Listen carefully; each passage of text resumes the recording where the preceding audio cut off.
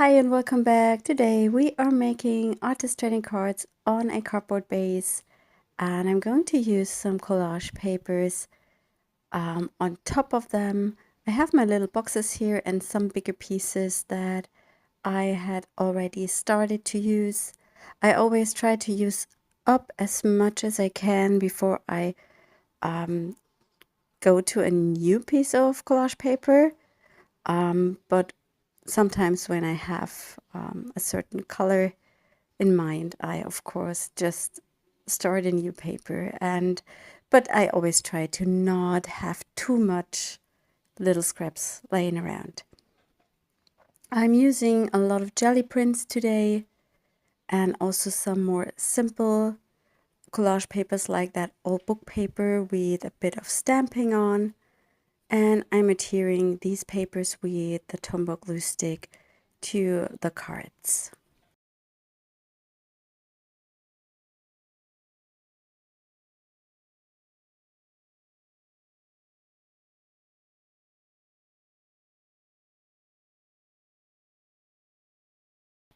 As always with collage, I mainly work intuitively. I have some papers that are matching laying around, but I just grab something and see if it fits or if it doesn't.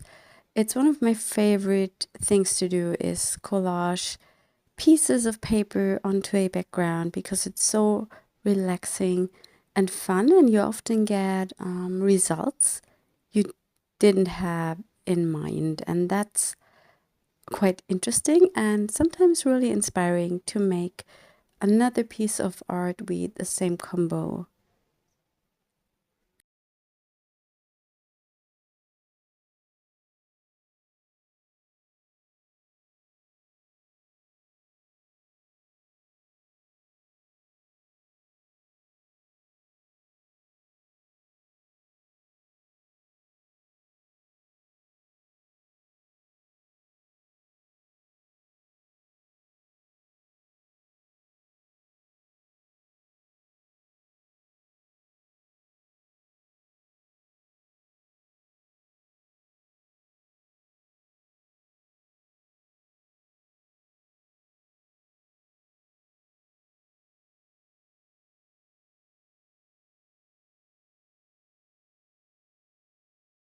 I really love the feel of these cardboard based cards because they are super sturdy but super light, and that's, I think, really nice.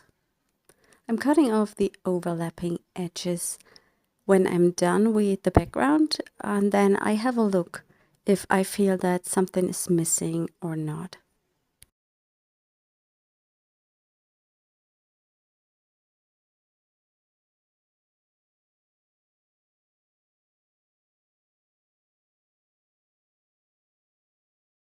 This paper is from an old maths book, and I have stamped it with, I believe it's from the Mix It Up 3 stamp set, or maybe from the Pencil Marks number 6. I don't have it in mind. I will try to link up the right stamp set in the video description.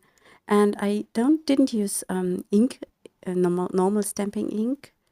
I used acrylic paint to stamp it, and that's something I really like doing, stamping with acrylics, because it gives you a more textured image and a more hand painted look, and that's quite nice, I think. When you are stamping with acrylics, you have to make sure to clean your stamps either right away or you put them onto a wet paper towel or into water until you have time to clean them, because you don't want to let the paint dry on your stamp.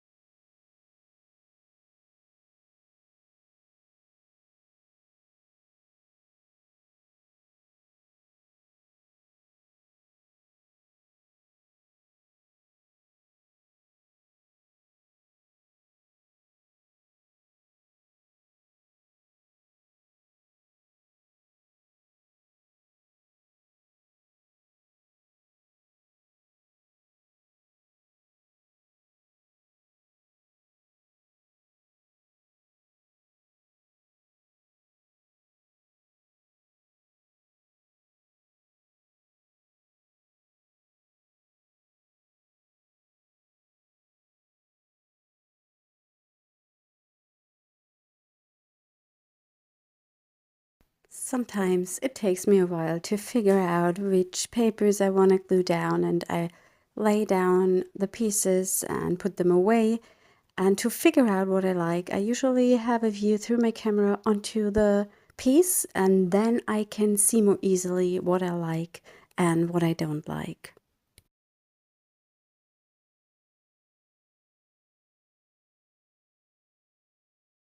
Some of the papers I'm using are simple stationery papers. This one, for example, is one from Stationery Pal. They have these little sets where you get small pieces of thin paper that have these vintagey feel, and I really like those for collaging. I think I have still a discount code for Stationery Pal, and I will link it up in the video description for you in case you want to have a look. I also will link up the blog post for this video, and there you can have a look at the cards I'm making with some close-up images. And if you want to have some more inspiration what to do with stamps and also with our new stencils, you are welcome to visit our shop blog. We have daily new posts there with tutorials or inspirational projects all around stamping.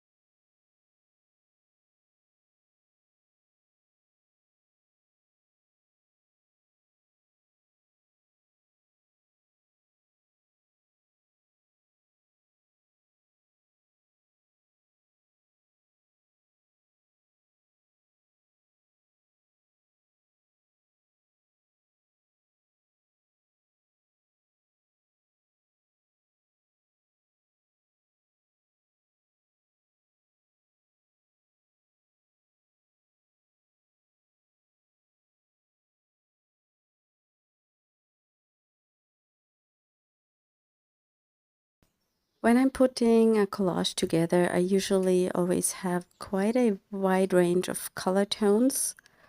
I like to have really dark areas and some really light ones so that I have a higher contrast, and it makes it a bit more interesting, I feel.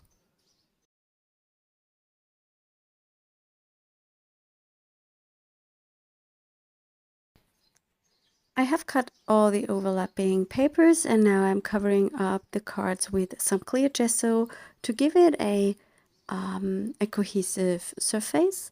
And I really like the texture the clear gesso has. It's a bit gritty, just a little bit, and it takes every medium you want. It also can be used together with distress inks, and they will dry on it, and that's something I really like. I think I'm not going to use distress inks on these cards, but I tried it out because on acrylic paint you can't use distress inks, they won't dry. And I also like that you get kind of a protection over the collage with the clear gesso, and it's also a super good medium when you want to have some quick drying time. Compared to collages with gel medium, you don't have to wait that long because gel medium takes a while to dry, especially when you use it. Sorry for the noise, I have my windows open and there's a plane near us. When you use gel medium and you cover the back sides and the fronts of the papers with it to glue it down, it is completely wet and it needs a lot more time to dry compared to this technique. And here the gesso is already dry and I forgot to press record on my camera. I have started by stenciling this leafy image with some thick or heavy body acrylic paint. It's from Paul Rubens. I recently made a video with these paints. I think they are quite nice because they are so heavy body, you can use them quite almost like a texture paste through a stencil. I tried that, and they hold their body, and that's something I really like. And for stenciling, it's quite nice. The gesso I've used is from PBO, by the way. I haven't tried any other clear gesso. This one dries super transparent. There is no kind of milky texture to it. And this is how I did the stenciling. Also on the first card, I'm using a makeup sponge, and I try to not use too much of the paint with the sponge, because then it will run under the stencil. And I just try to keep it in place with my fingers, and yeah, not to mess it up. Sometimes it's not perfect, but I think that's okay. And I really like the texture that creates. Of course, you have to be a bit brave, because you're covering up the colorful background with some brown paint in my case. But that's what art is about. You have to experiment, you have to play. You cannot stop working on this background because it's beautiful. You have to make something, or you want to make something that is finished, and that you have to take the risk and do something on top of it that might not work. But with these cards, I was so happy when they were done, because I really loved the texture I got. The Paul Rubens paints are quite transparent, so they give me the paper that's behind, and that's something I really like, because when it would be, if it would be covered up completely, that might be too much, and with that transparent layer, it gives me a lot of depth. By the way, the stencil is the Sketchy Leaves 1 stencil from our last stencil collection. We don't plan to reorder these stencils again. We have a certain amount in stock, and when this is gone, it is gone, and we will come out with new stencil designs with our next release.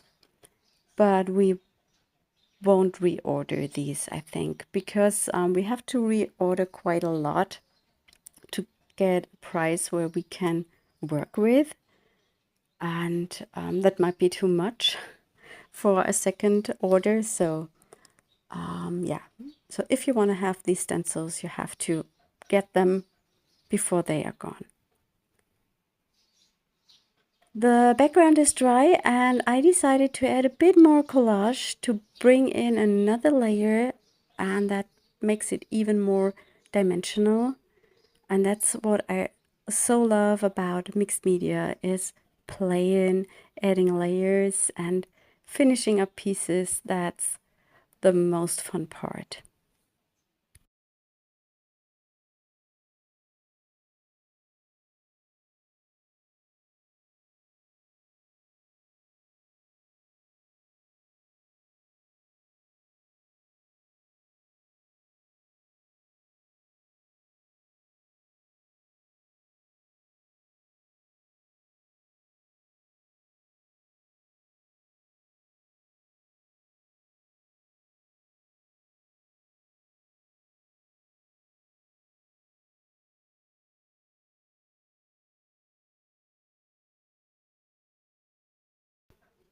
After I'm done with that layer, I want to do some mark making, and I picked a yellow Posca paint pen because I thought this yellow matches the cards quite nice, and I'm just adding some tiny dots on the cards. It's not much, but it gives me some nice accents, and when the viewer looks at the cards, there is something more to explore.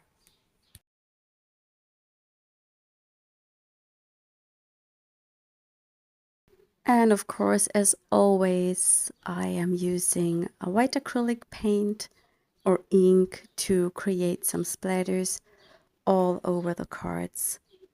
It might be not white, it might be ivory. I'm not 100% sure. Maybe it's white. I always try to make it a bit cohesive to the cards, or what I think will look best.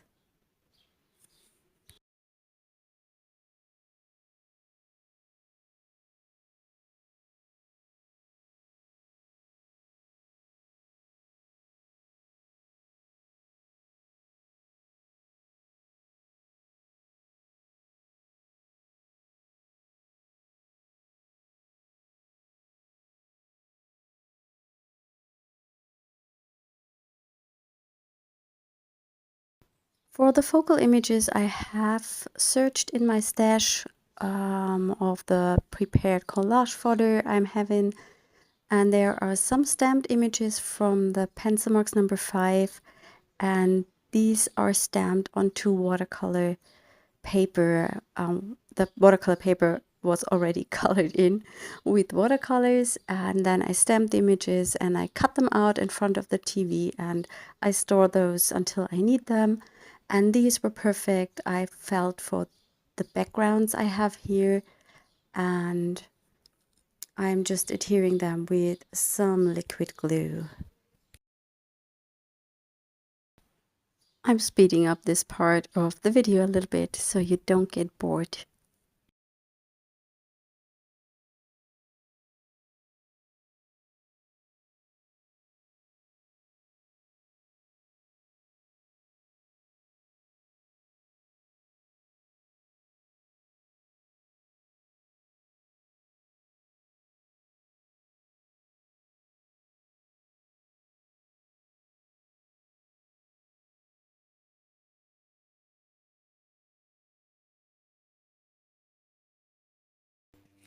To finish up the cards, I'm also adhering some sentiments that I'm putting together with words from Mix a Sentiment 2023. It's one of our new clear stamp sets. It's similar to the Mix a Sentiment 1, 2, and 3, which are rubber sets. It's not the same, but there are quite a lot of words that are similar. And I love the clear set because it comes with four word blocks, and they are great to be used as backgrounds as well. I already used them a lot just to add some texture on the background, and you can make your own sentences with them on artist study cards or art journal pages or whatever creative project. I think my cards are quite nice. I really love how they turned out. And here is where I'm testing if the distress inks had dried on the gesso. And maybe I will add some color to the edges of the cards with distress inks. And I tried it first because I wasn't sure if the distress inks will dry, because they don't dry on a plastic surface. And yeah, not sure. Yes, and here I'm using, I think it's either ground espresso or walnut stain with one of these makeup brushes, and then just ink up the edges of the cards. And that makes them look a bit more vintagey, and also a bit more framed. That's what I really like. And yeah.